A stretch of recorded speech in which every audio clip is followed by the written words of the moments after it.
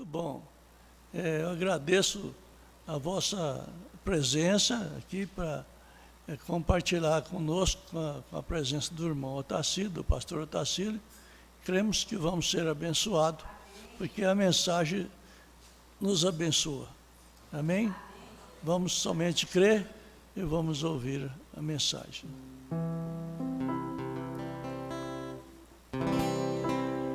Somente crer, somente crer, tudo é possível, somente crer, somente crer,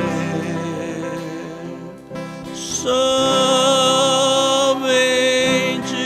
crer, tudo é possível, somente crer. Amém. Amém. Que o Espírito Santo te dirija, amém, como sempre tem dirigido. Eu preciso. Amém. Amém.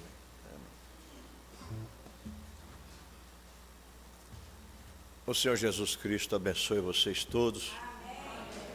Vocês têm aqui um bom lugar, um bom pastor, num tempo mau que nós estamos vivendo, difícil encontrar um bom ministro. E vocês têm isso. Sejam gratos a Deus bastante por isso. Amém. Um ministro descompromissado com tudo, não interesseiro em fortunas, em dinheiro, mas interessado realmente em almas. Isso é raro e isso vem ser a primeira grande bênção da igreja. Pastor Euclides Claro, eu tenho admirado ele desde que conheci ele. Sempre simples, humilde, mas um poço de sabedoria, de inteligência e, graças a Deus, sempre está assim na retaguarda, mas realmente ele é uma coluna, né, um pilar realmente muito forte. E bom é ser amigo dele. A gente tem esse prazer, essa honra, né, de ser amigo dele. E esse fato dele receber a gente assim, na plataforma dele, nos deixa muito honrados. Eu quero cumprimentar de novo a família dele, que a gente estima muito. E comigo aqui está nesta manhã, minha esposa está aí, a mãe Aracilda, ali atrás. E meu filho Eliezer mora por aqui, Sertãozinho. A minha nora, a irmã Sâmua, e estão aí conosco, né? E Deus abençoe a todos os demais. Eu creio que são todos da família. E nesta manhã eu quero falar sobre família, né? A família de Deus. É um assunto muito importante, o irmão Bruna falou disso. Vamos falar sobre adoção. Eu queria falar sobre outros assuntos, como Cristo, Mistério de Deus Revelado. Eu estava pensando naquilo, um assunto tremendo, né? Depois pensei num assunto mais simples assim, mas depois a gente vai notar, não tem assunto simples quando se trata da palavra de Deus. Todo assunto é tremendo, é profundo. Todo assunto que a gente vai apanhar, existe algo nele que para nós é muito bom. Então eu gostaria de ler com vocês. Vamos ficar em pé em reverência à palavra de Deus e ler a escritura de Romanos, capítulo 8, a partir do verso 18.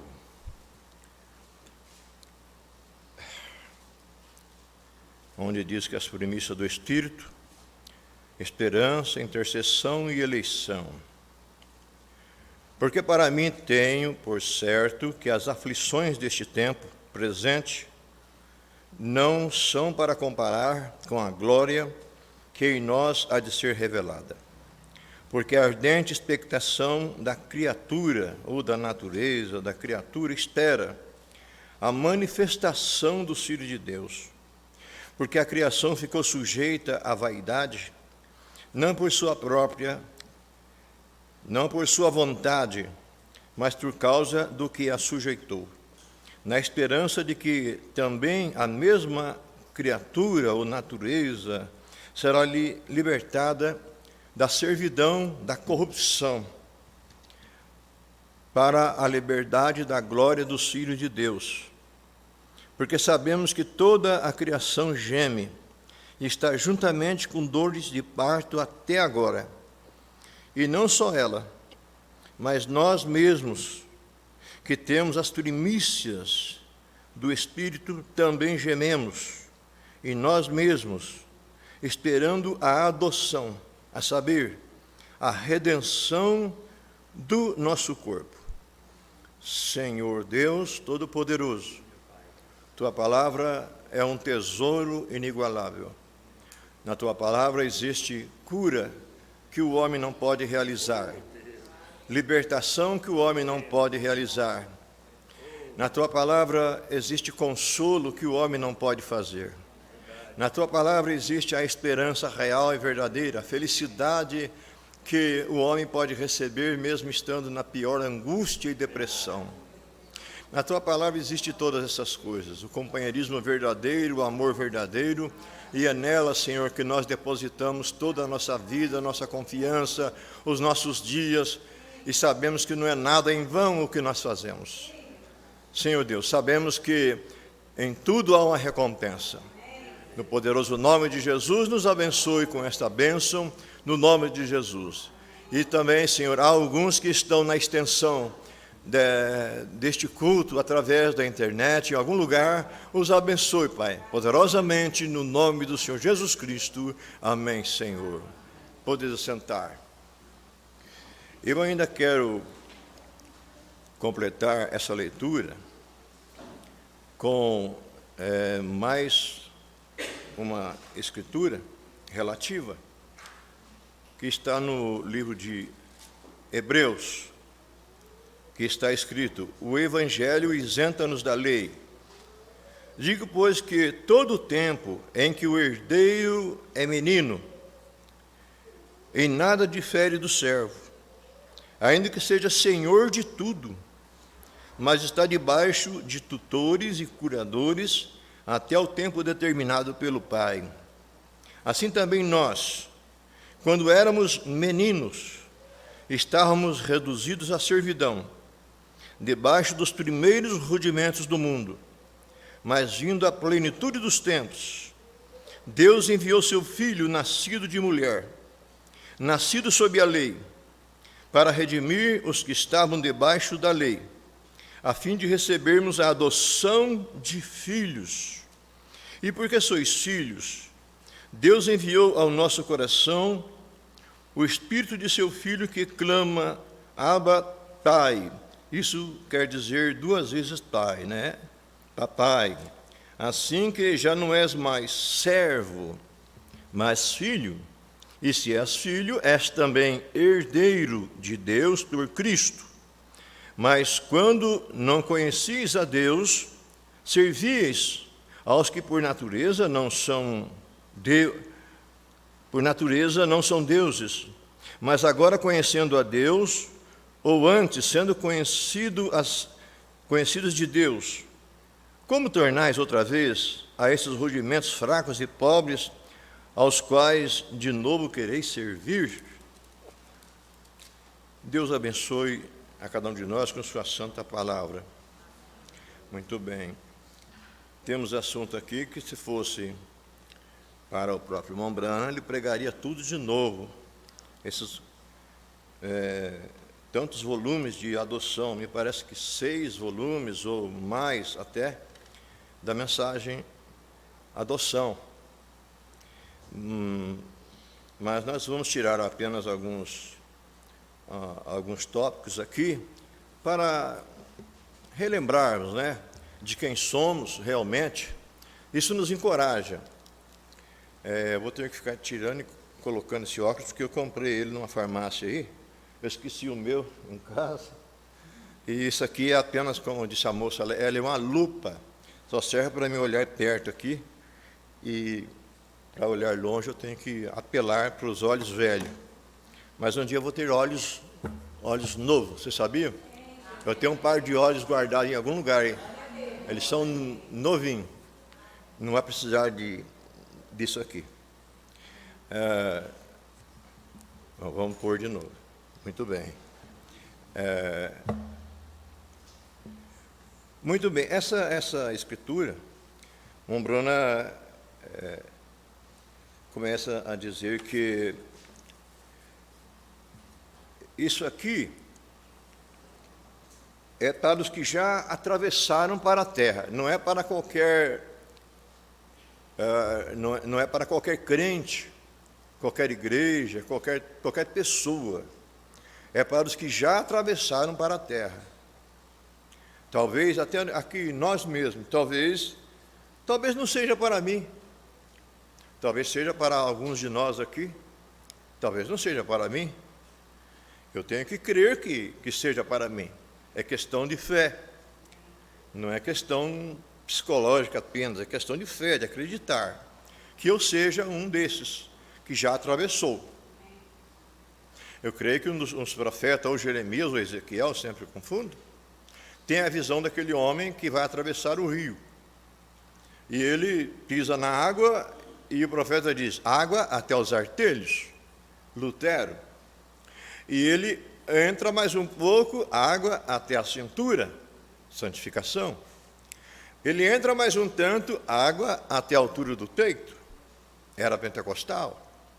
Aí ele diz, só que para prosseguir dali adiante, naquele rio, somente um destro nadador, porque dali em diante é perigoso, a água é forte, tem correnteza, e a água é funda, não se pode mais confiar nas pernas, porque não alcança, e a água empurra, a água é forte, tem que nadar naquela direção, mas não vai sair naquela direção, vai sair muito embaixo, porque a correnteza empurra, e tem que ter coragem para fazer isso. Então, dali em diante agora, somente destro nadador, somente gente de coragem para prosseguir. Então, quem vai atravessar agora para estar na terra? E esta terra, diz o Mombrana, Canaã, não é como alguns teólogos ensinam e alguns doutores ensinam, que seja o batismo com o Espírito Santo. Nada a ver, diz o Mombrana. Porque em Canaã, nós continuamos com batalhas, derramando sangue, enfrentando inimigos, enfrentando adversidades, e temos tudo que é mal ainda em Canaã. Temos que batalhar, não podemos largar a espada. O que é então Canaã? Ela representa o batismo com o Espírito Santo. Então, para esta terra, muita gente atravessou, muita gente chegou lá. Então, essa mensagem é para os que atravessaram. No Salmo 127, o Salmo 127, nos versos 3 e 4 até o 5, diz Davi, eis que os filhos são herança do Senhor, e o fruto do ventre, o seu galardão. Como flechas na mão do valente, assim são os filhos da mocidade. Bem-aventurado o homem que enche deles a sua aljava. A aljava era aquele elemento, aquela coisa que prendia nas costas, para se depositar as flechas. Era como uma mochila dessa que coloca nas costas, prende nas costas e enche ali de flechas. Então, quanto mais flechas tem, ele tem mais tempo, mais munição para estar na batalha. Então, Os filhos da mocidade são como essas flechas. Se ele tem apenas duas, ele só tem duas defesas. Se ele tem 10, ele tem mais defesa. Se ele tem 15, 20, ele tem muito mais defesa. Então vamos lá. Como flechas na mão do valente, assim são os filhos da mocidade. Bem-aventurado o homem que enche deles a sua aljava. Não serão confundidos quando falarem com seus inimigos à porta. Então esses filhos, eles eram como um mini exército daquele pai. Porque naquele tempo não se havia lei. Quem fazia a lei, a própria família, tinha que se defender. Não tinha uma delegacia para ir lá e reclamar que estava sendo afrontado por vizinhos ali ou lá, ou saqueadores, alguma coisa assim. Ele dependia do que estava na sua casa, geralmente servos que ele tinha que pagar, geralmente. Mas se ele tinha filhos, ele os preparava para defendê-lo, para lutar, para defendê-lo com espadas e flechas. Então ele se tornava um homem de coragem, agora bem munido de defesa, porque ele tinha bastante filhos. Então ele formava uma barreira de defesa muito forte na sua casa. E quando não precisasse daquilo, ele tinha filhos também para trabalharem com ele na sua agricultura, que era o forte daquele tempo, na vida de todos, era a agricultura. Então ele não tinha que pagar tantos servos para lhe ajudarem na plantação, na colheita do trigo ou de outra coisa que fosse. Ele não tinha que pagar tanta gente, porque ele tinha bastante filhos. Então, aqui nós vamos para a questão da família, como eu disse. Hoje em dia, ter bastante filhos, alguém pergunta quantos filhos você tem? Eu digo, tenho meia dúzia, tenho 6. Era para ser 7, mais um nós perdemos. Então as pessoas arregalam o olho, 6, e antigamente as pessoas tinham 12, tinham 15, tinha mais. E naquele tempo, quando podia-se ter uma concubina, então podia-se dobrar essa quantidade. E aí estava o segredo de ter muitos filhos. Era um dos segredos. E aqui o pai, ele tinha muitos filhos, geralmente, aqui vamos falar de um pai muito rico. Muito rico, então ele tem muitas terras, muitos lugares para ele administrar, e ele precisa de administradores também, principalmente para substituí-lo na sua velhice. Quando ele já estivesse cansado, ele precisava de alguém, mas alguém de confiança. Ele não poderia colocar qualquer um ali que o trapaceasse depois, nas medidas, nas pesagens, na hora de recolher o tributo, na hora de fazer os pagamentos, lograsse ele e fosse ali um abusador. Vocês entendem como existe muito hoje, 90% hoje trabalha desta maneira. Ele precisava de alguém de confiança, e nada melhor do que alguém no seu próprio lombo, alguém de confiança, um filho. Mas nem todo filho é de confiança. Então ele contratava o que é chamado aqui de tutores ou curadores. Por Paulo, também é chamado de aio. Um aio. O que é um aio? É um mestre. Agora esse pai podia contratar mais de um aio, mais de um mestre. E aquele mestre era encarregado de tal e tal filho, se não de todos, mas pelo menos de um ou outro, que o pai se encantava mais com ele, achava ele de mais qualidade. Aqueles filhos escolhidos pelo pai, lembre bem, nós somos uma família grande, mas é uma seleção. O pai amou alguns, ele antes da fundação do mundo, ele viu. Antes da fundação do mundo, sempre que fala de adoção, a Bíblia diz, aos que antes, ele viu, a primeira palavra que fala é que ele viu, em primeiro lugar. E aos que ele viu, ele chamou. E aos que ele chamou, ele justificou lá no Calvário. Pagou o preço deles. E aos que ele chamou, justificou lá no Calvário, ele os glorificou. Deu-lhes o Espírito de vida. Deu-lhes o Espírito Santo.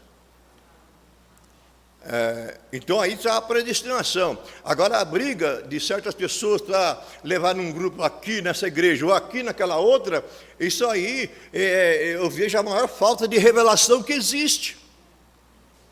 Qual a diferença de estar nesse grupo aqui ou naquele grupo lá? Essas pessoas não têm revelação. O que adianta estar nesse grupo aqui se essa pessoa, vamos analisar primeiro isso, essa pessoa não é predestinada, chamada por Deus, ela está apenas saltando de um lugar para o outro, que nem uma pipoca, que salta na panela. Apenas isso, na cabeça dela, a cabeça dela é vazia, não tem revelação nenhuma. Então, o pai selecionava ali alguns e os colocava na mão daquele mestre, e aquele mestre levava esse filho para conhecer coisas na fazenda, ensiná-los quanto à agricultura. E sempre aquele aio estava encarregado pelo pai de ver o desenvolvimento daquele filho, principalmente assim, o interesse dele sobre as coisas do pai. Não apenas ensiná-lo, como na escola se aprende as coisas automaticamente, decora, não dessa forma. Mas alguém que tivesse interesse nas coisas do pai. Pensando assim, um dia, isso será meu. Um dia tudo isso será meu. Eu sou um herdeiro disso aqui. E eu quero saber como se faz tudo isso, como isso tudo acontece, eu quero saber a razão de tudo isto. E aqui está alguém que entende, e ele está me ensinando. Então, não somente o que ele falar, mas eu quero indagar mais coisas para ele, eu quero conhecer isso nas suas raízes.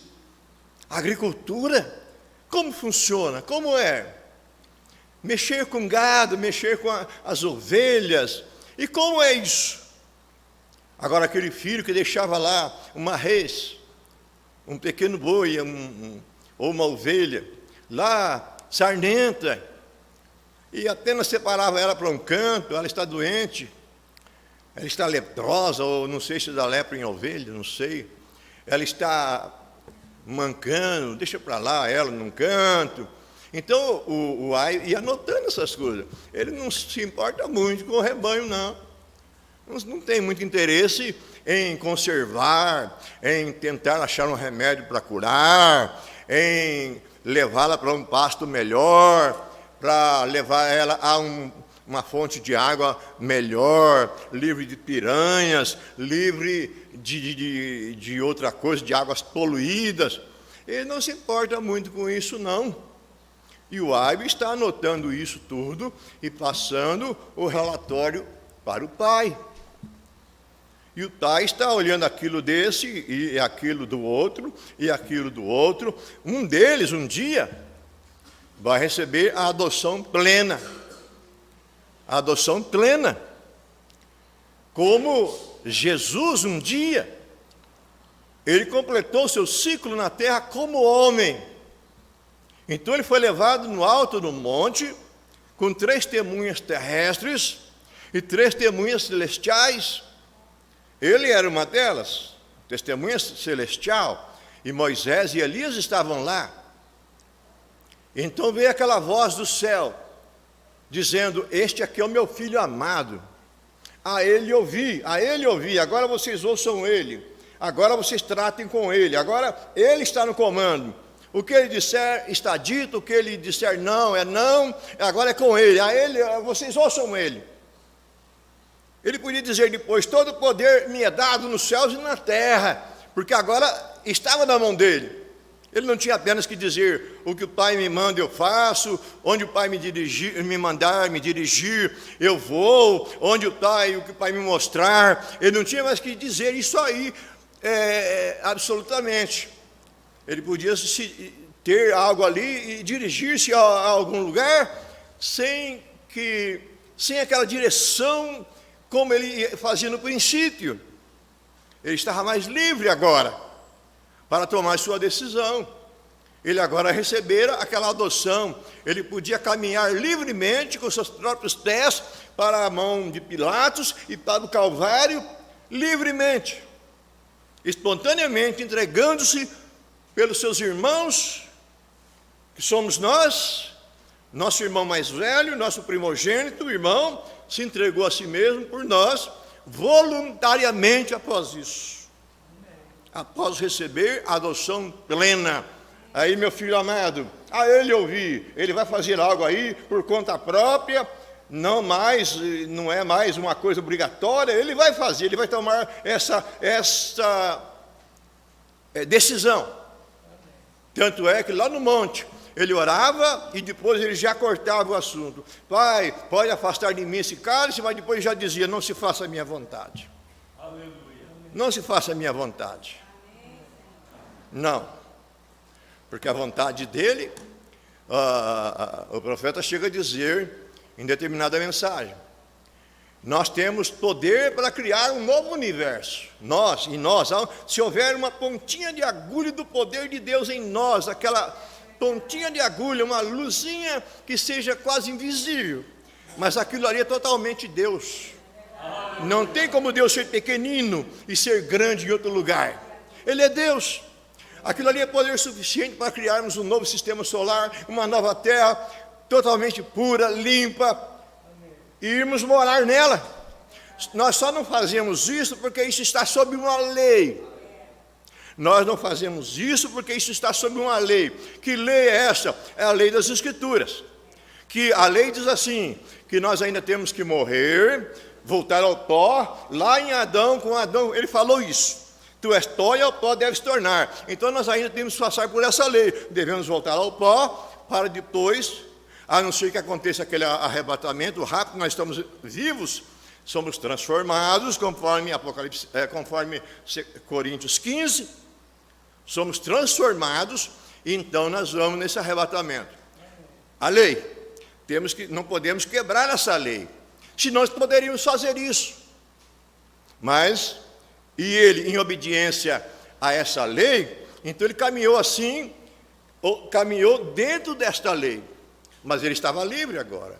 Ele poderia ter saído daquela sepultura, diz o irmão Branham, muito antes. Ele poderia ter saído no primeiro dia.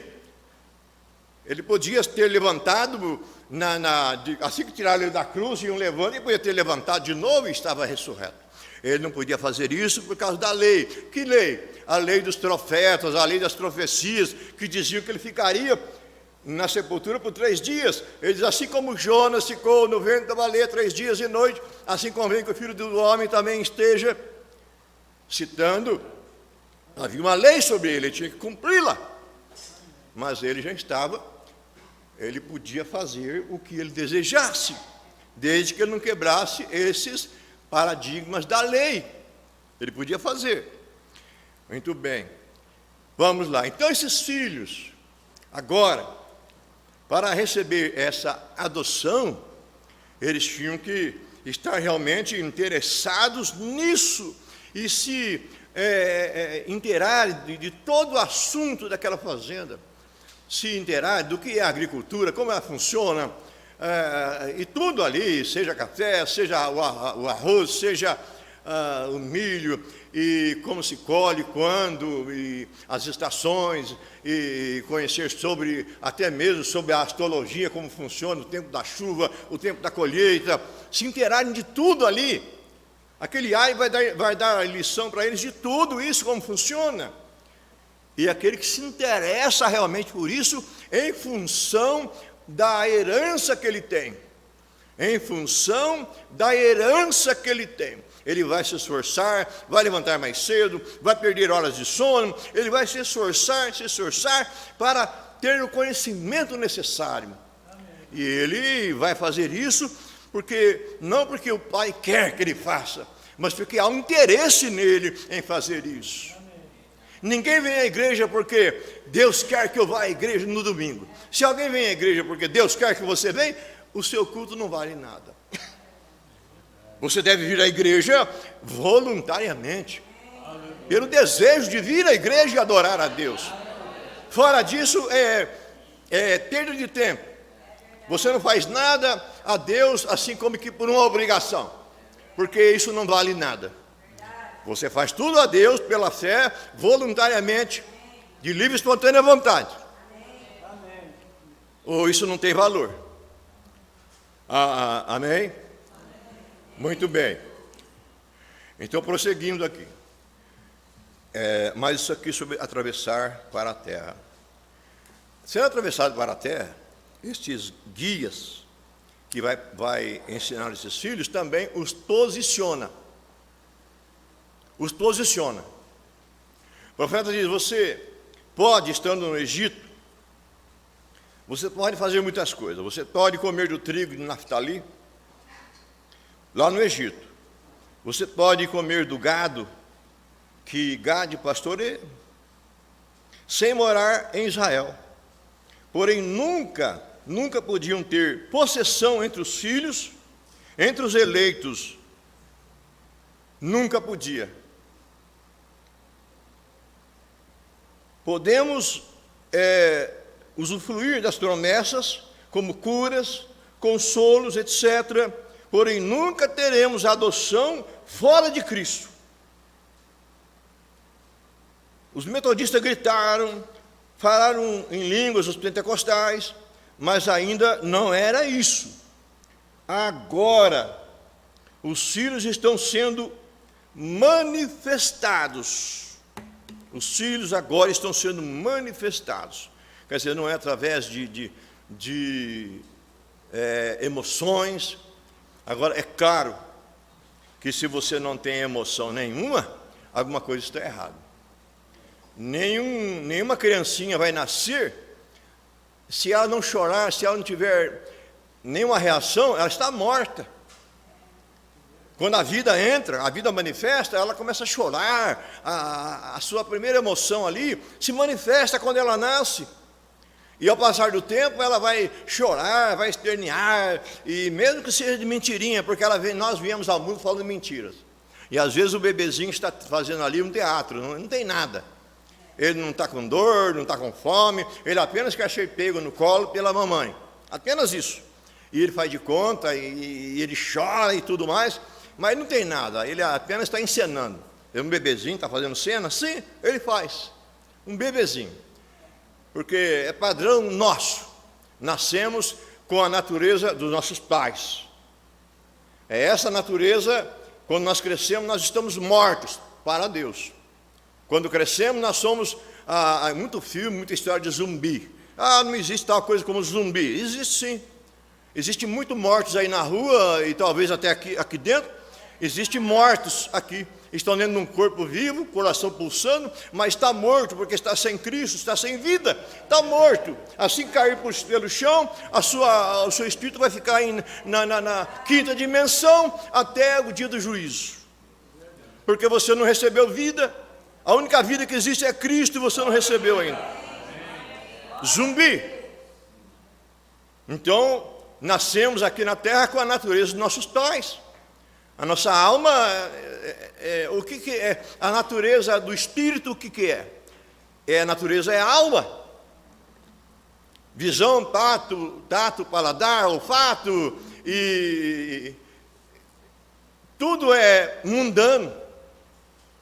Nada corresponde com o nosso espírito. O nosso espírito, se você tem um tato aqui, o tato corresponde com o quê? Afetos. Os seus afetos logo ligam você com algo aqui mundano aqui. Nunca, porque os 5 sentidos foi feito para você ter contato com a terra, apenas.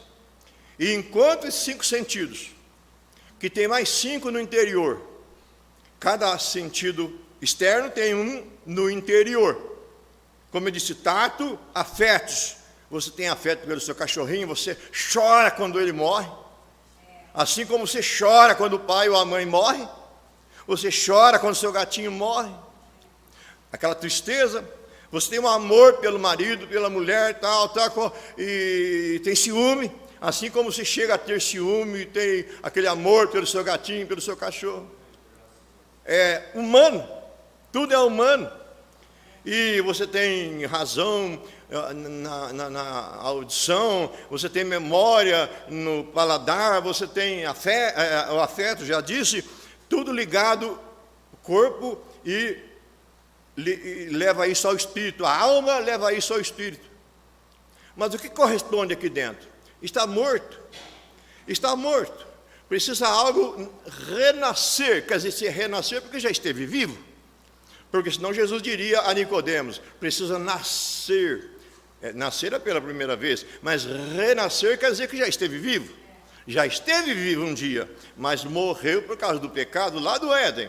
Morreu, mas agora precisa renascer. Nascer de novo, agora. Então, temos que renascer, senão estamos mortos para sempre. Agora, qual a maneira de renascer? Através de Jesus Cristo, recebemos Ele e Ele vai morar no nosso coração. Aí sim, aí você se torna um pecador. Porque um pecador não peca, diz o Mombrano. Um pecador não peca, porque ele já é como um quadro negro. Não tem como você botar nada ali mais. Ele já está um quadro negro completo. Ele é morto, ele não tem como receber algo ali como aqui está um pecado que ele cometeu. Ele não tem como pecar. Agora, se ele nasceu de novo, então uma manchinha que aparecer ali é um pecado.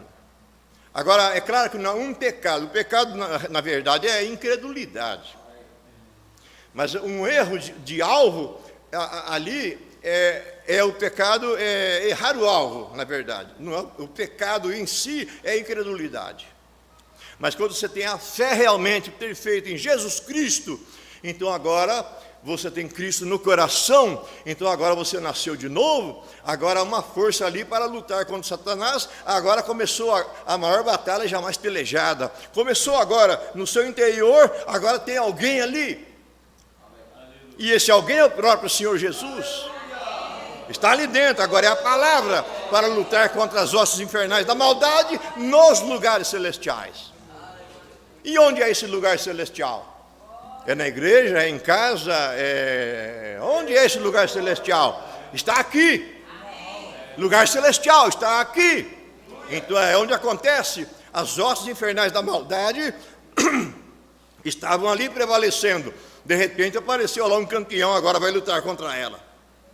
Começa então a batalha agora. Amém.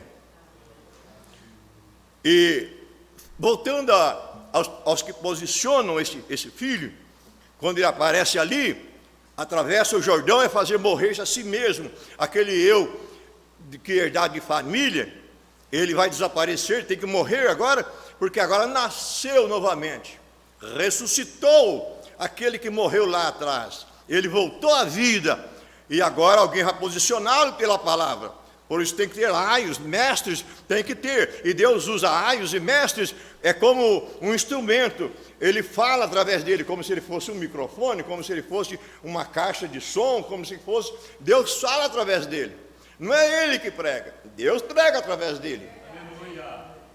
Se ele realmente foi chamado por Deus como Arão, Deus o usa, e ele vai posicionar agora, e o profeta aqui mostra algo interessante na manifestação dos filhos, quando ele fala dessa atravessar a terra e ser posicionado, ele mostra uma coisa interessante. Ele faz uma comparação Moisés e Josué. Ele faz uma comparação Elias e Eliseu. Ele faz uma comparação de Davi e Salomão. E faz uma comparação de Jesus e o Espírito Santo. Aí ele mostra aquele que dirige e aquele que posiciona. Jesus disse um dia, vocês falam assim contra mim agora, eu vos perdoo. Virá o dia, porém, que eu estarei fazendo essas coisas, e o Espírito Santo estará fazendo essas coisas, e uma palavra contra ele não será perdoada, nem nesse século, nem no vindouro. Davi fez coisas, xingaram ele, cuspiram nele, ele não fez nada. Ele disse, não, deixa, Deus ordenou que ele fizesse isso. Um soldado disse, eu vou arrancar a cabeça dele agora mesmo. Davi disse, não, faz isso. Deus ordenou que ele fizesse. Ali era um sacerdote falando, guiando o povo, dirigindo o povo. Mas depois Salomão vem, posicionando o povo, 40 anos sem batalha, 40 anos em paz, progredindo, prosperando, reis de outro lugar, buscando conselhos, pagando tributo a Israel. E Salomão, no seu tempo, coloca debaixo da terra todos aqueles que foram inimigos de Davi. Todos. Mudou o quadro. Olha o quadro de Moisés e Josué.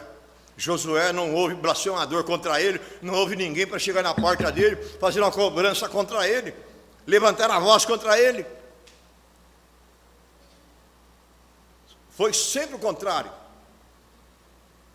Olha, Eliseu, uns meninos apenas, saiu criticando ele, sobe também, vai também calvo, sobe careca. Ele apenas disse algo lá em nome do Senhor, quer dizer, e as ursos saiu do bosque lá e matou uma quantia delas lá. 40?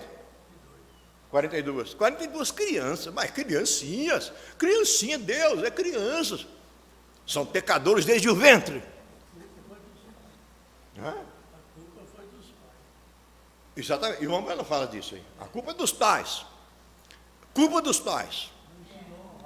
Quantos filhos estão aí, crianças, estão por aí, metidos nas drogas, sem escola, e com seu futuro comprometido, vão acabar na cadeia, acabar mortos prematuramente? A culpa é dos pais, que apenas se casaram por causa da belezinha um do outro, se casam apenas por causa da belezinha um do outro, a beleza, ela acaba no primeiro ano, a beleza desapareceu, ninguém vê mais ninguém bonito.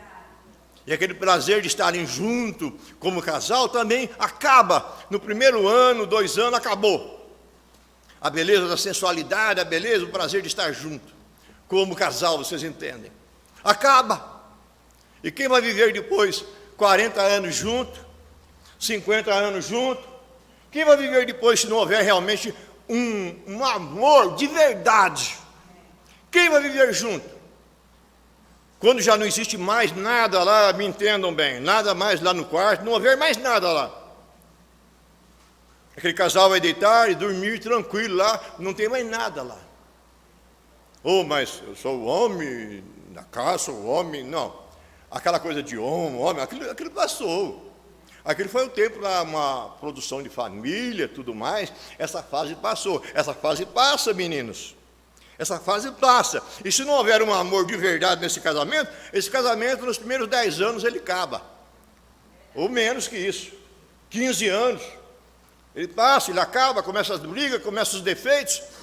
E isso acaba mal. E aí, começam os maltratos um com o outro na presença dos filhos. E aí é onde os filhos vão para a rua e começa nessa condição. Filhos mal cuidados, daqui a pouco eles estão naquela condição para criticar um profeta, para serem amaldiçoados, e aí prossegue a linhagem até a 4ª, 5ª geração, de gente maldita que está na terra só para ser pedra de tropeço para outros, para fazer outros também usar drogas, para fazer outros abrir um caminho cada vez maior, para outros também ir para o inferno. Então, veja, eles podiam fazer de tudo, usufruir de tantas bênçãos, olha para nós, mas não podiam usufruir das bênçãos dos eleitos.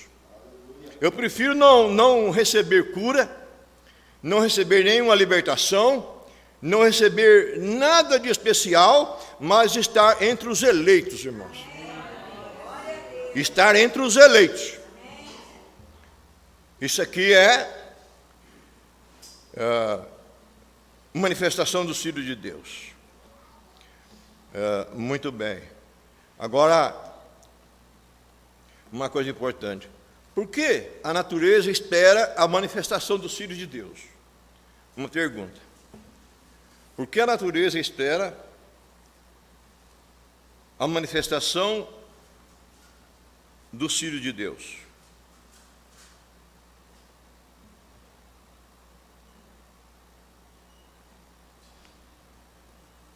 Quando o Filho de Deus caiu, lá no Éden, Satanás tomou cada poder deles. Satanás tomou cada poder que pertencia aos filhos de Deus. O que era o Filho de Deus no Éden? Diz o irmão Branham, um pequeno Deus. Filho de Deus é Deus. Jesus disse certo dia, quando ele dizia, eu sou filho de Deus, e o criticaram. E ele disse, não diz a vossa lei, aquele a quem veio a palavra de Deus, que vós sois deuses? Então a irmã Bruna completa aí dizendo, nós somos deuses, filhos de Deus. Você é um pequeno Deus da terra. Você é filho de Deus, você tem essa adoção, você é Deus. É claro que isso está em uma porção. Você tem uma porção disso. Você é um filho, você está nesse período de ser instruído, de teste, e você está agora. Esse mestre está te instruindo, está te observando, está te instruindo. Você vem sempre à igreja, de livre e espontânea vontade, você perde o culto, não está nem aí, vai para as festas, vai para as praias, sem dar satisfação para a igreja. Que tipo de crente você é? Tem alguém observando isso. Não há nenhum legalismo aqui. Você faz o que você quer, você tem o livre-arbítrio. Coisa que é detestável na igreja é o legalismo, porque você faz tudo certinho, mas você está preso numa cordinha, e Deus nunca quis isso, ninguém preso numa cordinha. Deus não quis isso. Ele poderia ter tido uma criação super perfeita, ele poderia ter tendo todos eles assim, nessa corda, assim, presos assim, ó. Ninguém iria 1 centímetro além do que ele queria. Todos chamariam ele de Senhor, todos se curvariam a ele a hora que ele quisesse. Todos diriam: glória a Deus, o Senhor é poderoso, o Senhor é único, eu só sirvo ao Senhor. E todos falariam em coro, mundial, universal, porque era a vontade dele e eles estavam sujeitos a isso. Mas qual seria a perfeição disso? Como seria, vamos dizer nós mesmos, como seres humanos, que tal se nós conseguíssemos fazer uma pessoa ter a mente assim, uma mente cada vez de nos ver, dizer: ó, você é uma pessoa excelente, ó, como eu gosto de você, você é a melhor pessoa que tem no mundo que eu conheço, e você sabia que aquilo ali é uma coisa decorada na cabeça dela, sabia que aquilo ali não passa é como um papagaio, que ele decora uma palavra, e ele fala aquilo tão bem que parece que ele sabe falar, porque ele decora aquela palavra. Que tal se Deus tivesse feito assim? O mundo inteirinho seria tão perfeito, não haveria guerras, não haveria nada, ninguém melhor que ninguém, ninguém maior que ninguém, seria tudo tão perfeito. Mas que tipo de mundo seria esse? E que tipo de Deus nós teríamos? Por isso ele nos deu o livre-arbítrio. Por isso ele nos deu. Então você vai à festa, vai à praia, você vai onde você quiser, e você vem adorar a Deus, quando isso está em seu coração. Isso mostra a diferença entre o eleito e o não eleito, entre o filho e o que não é filho, entre o que vem na igreja realmente interessado em servir e adorar a Deus, e o que não vem, apenas vem como um católico vai na igreja quando tem um batismo, quando tem um casamento, o assembleano vai na igreja quando é conveniente, e assim por diante.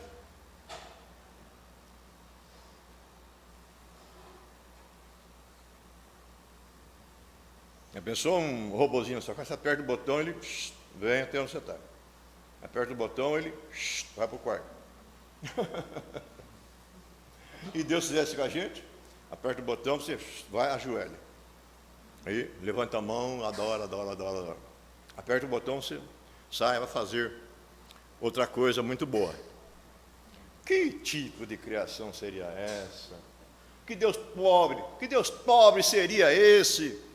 Não, para isso ele quis fazer alguém semelhante a ele, que olhasse nos olhos dele, que pudesse chamá-lo de pai assim, face a face, que ele pudesse corrigir, e que pudesse assim, como que criticá-lo, como Lutero fazia. Se esse Deus é um monstro, esse Deus, ele simplesmente dá leis para a gente cumprir, leis pesadas, e depois a gente não cumpre, ele castiga com fogo do inferno, até que ele compreendeu que não é assim. Não é assim. O justo viverá pela fé. A graça de Deus, a graça é o que te salva, é graça. Até que ele compreendeu, então ele saiu com essa mensagem para o mundo: pela graça sois salvos por meio da fé, não é pelas obras. Se fosse pelas obras, estaríamos todos perdidos. Que obra podemos fazer para conquistar favores de Deus? A Bíblia diz: quando você pensar que fez tudo que agrada a Deus, não é tudo, diga: sou um servo inútil porque só fiz aquilo que eu podia fazer. Só fiz aquilo que estava ao meu alcance, eu fiz tudo que podia, mas somente aquilo tudo que eu podia, que estava ao meu alcance. Eu sou um servo inútil. Então, um Deus perfeito criou uma criação perfeita, tão perfeita que ele tirou como que de si mesmo, uma cópia de si mesmo e colocou na terra, revestiu ela de um corpo imperfeito, colocou aqui. Esse corpo imperfeito ia errar, ia cair, ia se ferir, mas ele viria na terra também, se colocaria aqui, salvaria esse corpo imperfeito. Amém. E daria a ele essa fé, esse conhecimento, para ter alguém com quem repartir toda essa glória, alguém com quem repartir todo este universo, toda essa ciência, esse conhecimento, o que é a vida humana. Ontem estava na casa do pastor Euclides falando sobre você conhecer cada parte do seu corpo, conhecer o que é o seu pé, meditar ali, seu calcanhar, sua perna, seus músculos, e você subir pensando como funciona tudo, a riqueza que é, como o seu coração sozinho ali, durante tantos anos, ele fica ali batendo certinho, sem ninguém mandar, sem ninguém estar pensando, sem ninguém, ele fica ali sozinho. Isso faz parte, uma cadência mas perfeita, há tantos anos, sem tirar uma férias, sem tirar um dia de folga, ele fica ali pulsando. Ele é o primeiro que começou a trabalhar, e é o último que vai parar de trabalhar. E Deus fez isso numa perfeição tão grande. Olha quanta coisa gloriosa ao redor que Ele colocou. Ele quis dividir conosco, Ele quis repartir conosco. Eu imagino o Adão lá, aquele Adão olhando, quanta coisa bela, e o Senhor diz assim: não é bom que ele fique só, no meio de tanta coisa perfeita, tanta coisa bonita, tanta coisa bela, não é bom que ele esteja sozinho para olhar, é bom que esteja alguém com quem ele dividir tudo essa beleza, essa perfeição, é bom que tenha alguém ali para estar com ele. Mas o que Deus fez? Pegou alguém à parte lá e trouxe aqui, seria imperfeito. Tinha que ser alguém mais próximo dele, mais próximo, tão mais próximo que ele tirou dele mesmo, do próprio Adão, e tirou um pedaço assim. Dessa vez não era uma fêmea de alce aqui e um macho do alce lá, que se conheceriam de uma vez por ano, de vez em quando, e se afastariam depois. Dessa forma, não. Mas seria alguém tão próximo que estariam para sempre juntos. Um pedaço do outro. Como é a igreja? Como é a igreja do Senhor? Ele criou a igreja assim à parte, uma igreja ali, desde antes da fundação do mundo. Ele criou uma igreja. Não. Como Adão no Calvário, ele tirou essa igreja de si. Ele tirou, por isso que vida eterna dos irmãos Branham. Vida eterna nunca teve começo. Você tem vida eterna, ela nunca principiou. Agora aquele que nunca principiou é apenas um, é somente Deus. Antes da fundação do mundo, você já estava lá. Ele é eterno, você estava com ele lá na eternidade. Nunca teve princípio, você também nunca teve princípio. Se você é um eleito, é um salvo, então você nunca teve começo e nunca terá fim. Você pode bater a cabeça aqui e acolá, você pode cair, ele vai se levantar de novo, você pode ir todo ralado, mas você vai chegar lá. Não tem como se perder. Isso não abre brecha para ninguém andar por aí de qualquer maneira, porque um filho de Deus não deseja andar por aí de qualquer maneira. Um filho de Deus deseja andar com perfeição, não porque sua perfeição te salva, mas porque você, sendo um salvo, você deseja produzir boas obras. Você deseja voluntariamente ser a melhor pessoa do mundo.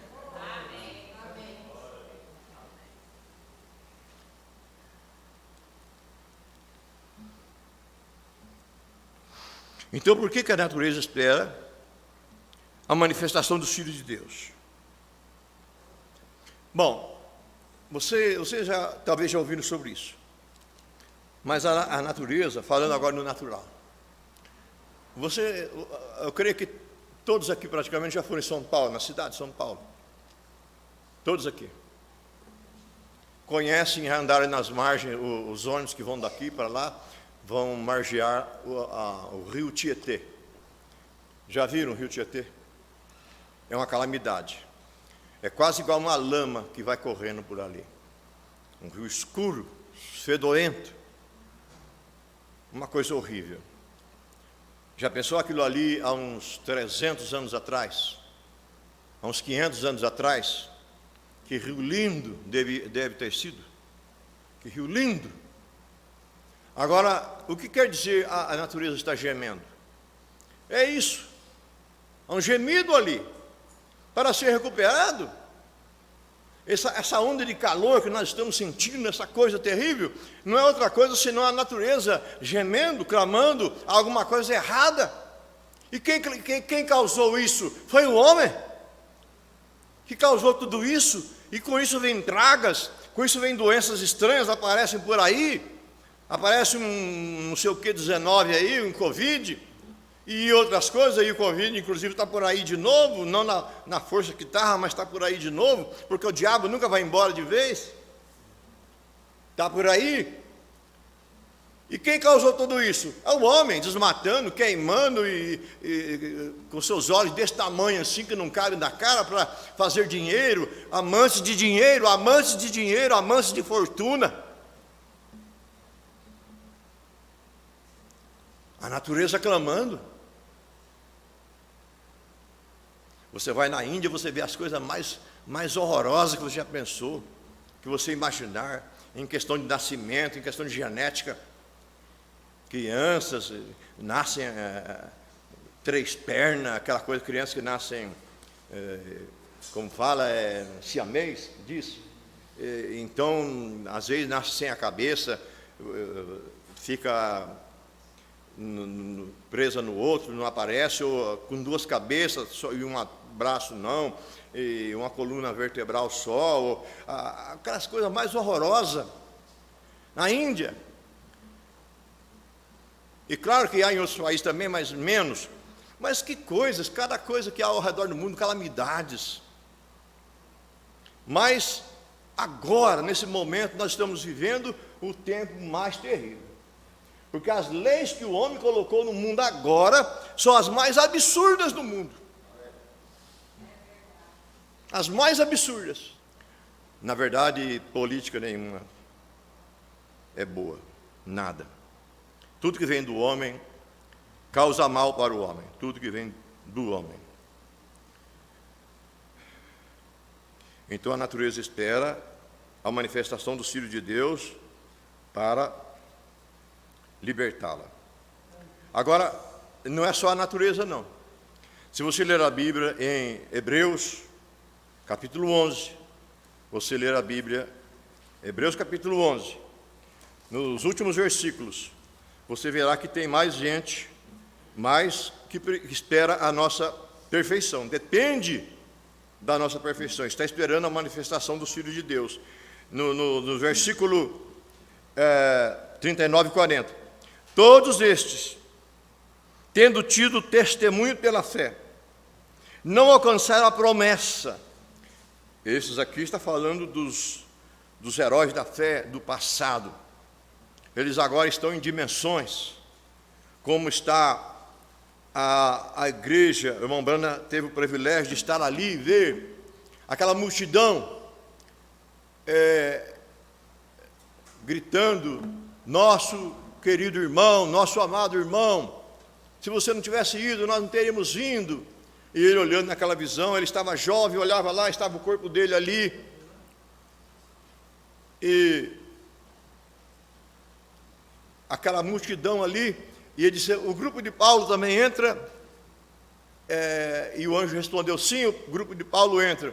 Ele disse: então está tudo bem, porque eu preguei o evangelho de Paulo. E aquela multidão disse: nisso nós estamos descansados. Então, quer dizer, o grupo de Paulo também está lá, e outros grupos também estão lá. Mas aqui, segundo a Bíblia, todos eles aguardam, e aqui fala de santos do passado também. Mas quando Jesus ressuscitou tantos com ele, mas não ressuscitaram todos. Aqui está a diferença, a questão da adoção. Aqui está a questão da adoção.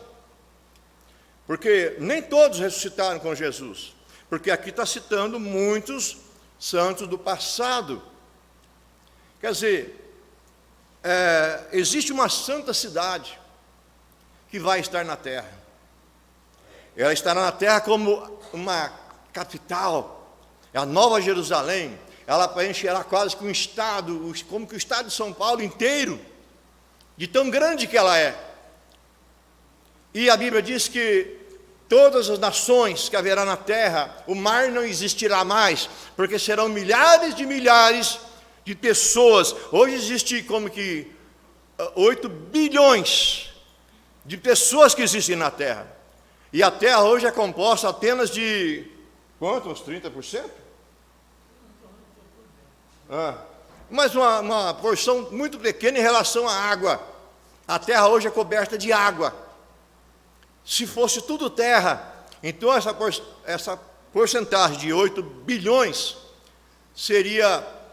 não seria nada, devido à quantidade de água que cobre o planeta. Mas a Bíblia diz, o mar não existirá mais. Então nessa santa cidade vai habitar esses que alcançaram essa adoção plena, habitarão nela. E na grande terra, aos que alcançaram, como disse Tiago, verso 3, eu creio que ele fala sobre a salvação comum. E Jesus falou em São Mateus 25 sobre a Virgem Nécia, ela não tinha o azeite é o Espírito Santo. O Espírito Santo vem com a mensagem do dia, a mensagem da hora. Teve a mensagem da hora nos dias de Lutero, teve a mensagem da hora nos dias de Wesley, teve a mensagem da hora nos dias pentecostais. Sempre tem, mas existe aqueles que entram na terra e acompanham o aio do dia realmente e recebem a adoção plena. E hoje nós estamos nesse prefixo aí, estamos realmente subindo esses degraus. Então não é somente a natureza que espera pela manifestação dos filhos, tem mais gente. Na sexta dimensão, tem gente esperando pela manifestação dos filhos. Amém? Eles aguardam também pela manifestação. Não que eles já são salvos, está tudo certo com eles, mas eles dependem da manifestação desses filhos também, porque isso vai tirá-los de um lugar provisório onde eles estão agora e os trará para o seu lugar original, que é a terra restaurada de novo. Amém? Senhor Jesus Cristo abençoe todos vocês, é o meu desejo. Deus os abençoe. Amém.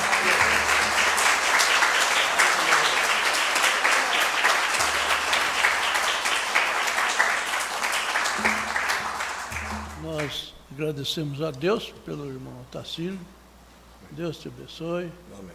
Abençoa a família, irmão Eliezer, sua família, o irmão Genivaldo, que também faz parte da família, né?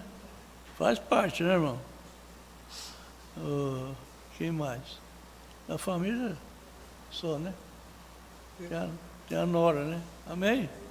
Vamos agradecer a Deus. Você não fez a oração final, faz a oração final. Para ficar completo. Né? Amém. Senhor Deus Todo-Poderoso, agradecemos ao Senhor por esses momentos. Para nós, esses momentos equivalem à nossa eternidade. Amém. Porque um dia nós vamos encontrar com nossas próprias palavras. Amém. Eu peço a Ti, Senhor, que tudo aquilo que não foi realmente de acordo com Tua vontade, com a Tua perfeita palavra, o Senhor nos perdoe, amém, pois não é intencional. Amém. O Senhor sabe que não, ó Pai. Amém. Nós queremos fazer o melhor possível e às vezes nós cometemos alguma gafe, alguma coisa que não deveríamos pronunciar e acabamos falando. Amém. Mas Tu és Deus, Tu és Pai e o Senhor compreende todas as coisas. Amém. Abençoa este povo, Senhor. Abençoa-os nessa confiança que eles têm, que eles continuem tendo, respeitando o seu pastor, estando ao lado dele em qualquer circunstância, Senhor, em qualquer circunstância, ainda que em uma enfermidade, ainda que em um problema, seja qual for, Pai, seja qual tipo de problema que for, esteja ao lado dele, Senhor. Peço a Ti, os abençoe, Pai, que um dia na glória estejam todos com ele ali também, em nome de Jesus Cristo, Pai. Agora vamos ter esse almoço, que seja desde já abençoado pelo Senhor, Pai. Amém, Senhor. Amém. Deus abençoe, meu irmão, grandemente.